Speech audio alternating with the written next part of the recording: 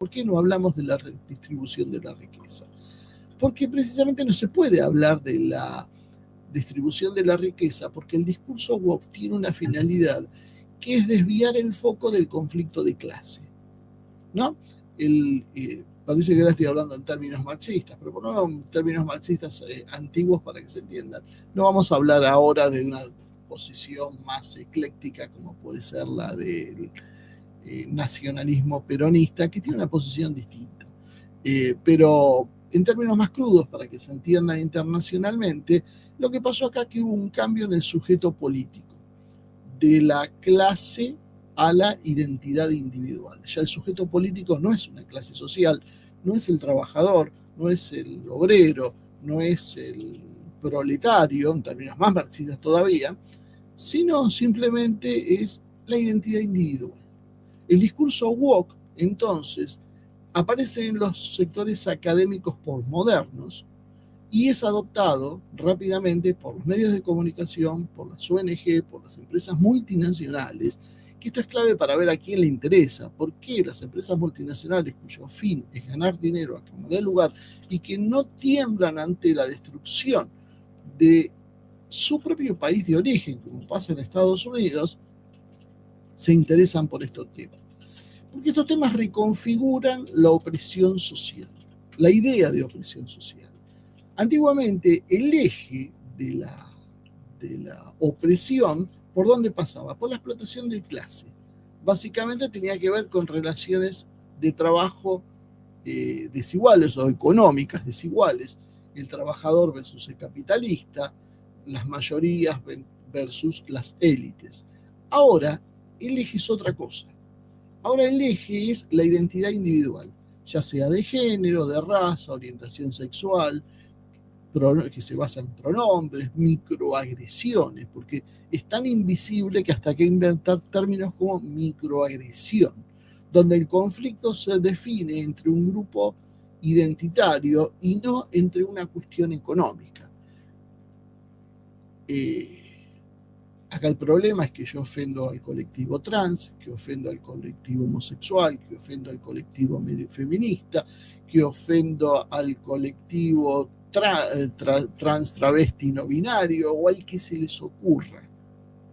E inclusive acá entra lo racial, que estamos diciendo que es la última moda. Ante, de alguna manera, el desgaste de lo anterior, se viene a jugar una carta nueva. Esto sí pasa en Sudamérica, que es el tema racial, que primero lo importan, primero lo generan y después importan las soluciones desde afuera, ¿no?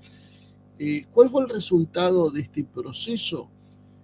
Que la lucha contra la concentración de la riqueza y contra el poder económico fue reemplazada por una guerra simbólica y cultural donde se corrigieron los discursos, pero no se tocaron las estructuras materiales.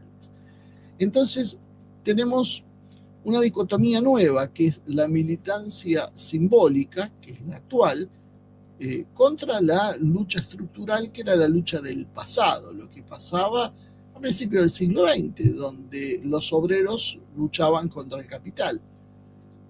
Hoy la cosa cambió. Hoy, ¿qué es lo que hace la militancia revolucionaria? Toma fábricas, toma tierras, no sé, toma un banco, sale con grandes manifestaciones a la calle para pedir por la mejor distribución de la riqueza, por el fin de la propiedad privada. ¿Hace algo de eso? Prácticamente no. ¿Qué es lo que hace hoy? Cambia los nombres de las calles, derriba estatuas, cambia las características de los personajes, pone personajes inclusivos en los billetes. En la Argentina inclusive han puesto a una mujer que, como no había datos históricos, pero había que poner una mujer negra en un billete, simplemente se le inventó una cara. No hay una sola imagen de esta mujer, pero sin embargo eso no fue un obstáculo, se lo inventó y ya está, otra cosa. Lo importante era el mensaje. Por lo tanto, ¿qué hacen? Promueven el lenguaje no binario, lo transforman en obligatorio en los entornos laborales y educativos, cancelan autores clásicos, luchan contra películas porque no tienen las cuotas de género o que no tienen las cuotas raciales que son consideradas correspondientes, mientras BlackRock, Vanguard, State Street siguen acumulando enormes ganancias. Las grandes tecnológicas tienen cada vez más estado, más capacidad que inclusive que los estados. Los tipos te dicen, sus normas de la comunidad están por encima de las leyes. Si una empresa puede silenciarte y violar tu libertad de expresión simplemente porque no está de acuerdo con sus normas comunitarias. ¿Qué son las normas comunitarias? Un reglamento interno que inventaron ellos que está por encima de las leyes, de los derechos, de lo que se les ocurra. La clase media, mientras tanto, está desapareciendo del mapa económico. Pero el problema son las estatuas de Colón. Los jóvenes no pueden comprar casas, pero sí pueden cambiar su género legal. Entonces puede tener 3 años y tener un DNI no binario, por ejemplo, o de sexo contrario al que tiene naturalmente, pero obviamente tiene 40 años y no puede comprarse una vivienda, no puede alquilar una vivienda. Y claro, entonces la pregunta natural viene es, pero a nosotros nos dicen, porque hay distintas versiones de lo woke. Hay versiones, podríamos decir, de derecha liberal, que se supone que hay muchos, nosotros estamos hablando hoy a los que están hablando desde la izquierda liberal, ¿no? Entonces las versiones LGBT, que podríamos decir corporativas y adineradas, las dejamos un poco de lado. Vayamos con las que dicen que esto es una lucha contra el capitalismo, contra el sistema, es una respuesta del pueblo, de las mujeres que encabezan la lucha, de los homosexuales que son las minorías reprimidas. La verdad, esto suena medio raro cuando quienes promueven esto son los sectores más importantes del capitalismo. Cuando las empresas, las universidades adoptan políticas woke en sus programas. Uno dice, pero, a ver, el corazón del sistema, que es una corporación, o una universidad desde donde salen las élites que gobiernan el mundo, en Estados Unidos, adopta un programa woke. ¿Por qué lo hace? ¿Por qué buscan hacer eso? Bueno, porque evidentemente es más barato imponer las políticas del arco iris que subir salarios o sindicalizar trabajadores. Eso sale mucho más caro. Es más fácil mostrar la sensibilidad social en función de hacer un baño no binario que en función de aumentar los salarios. Por eso los salarios se desplomaron, por eso cayeron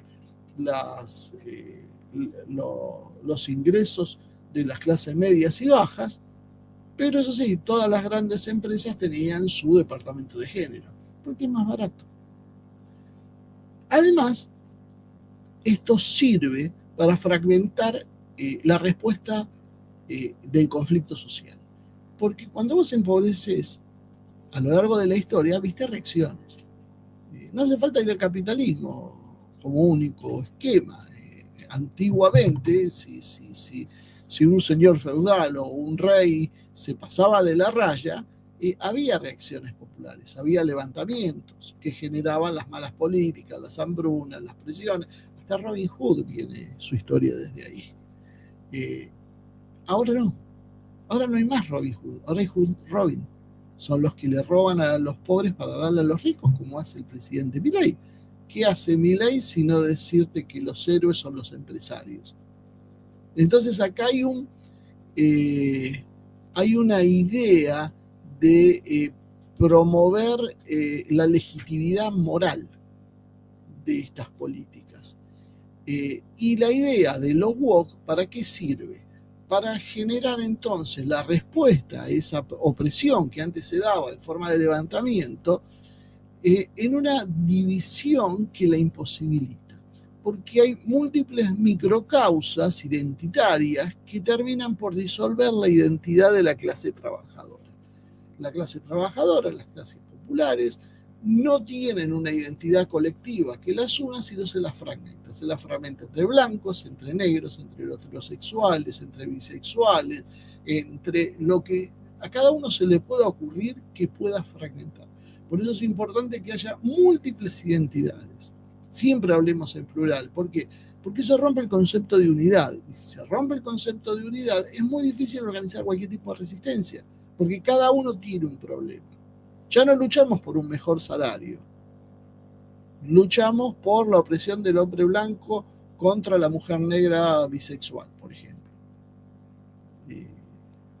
Entonces tenemos una escala de opresiones en las cuales tenemos que apoyar a determinados grupos que casualmente siempre son minoritarios.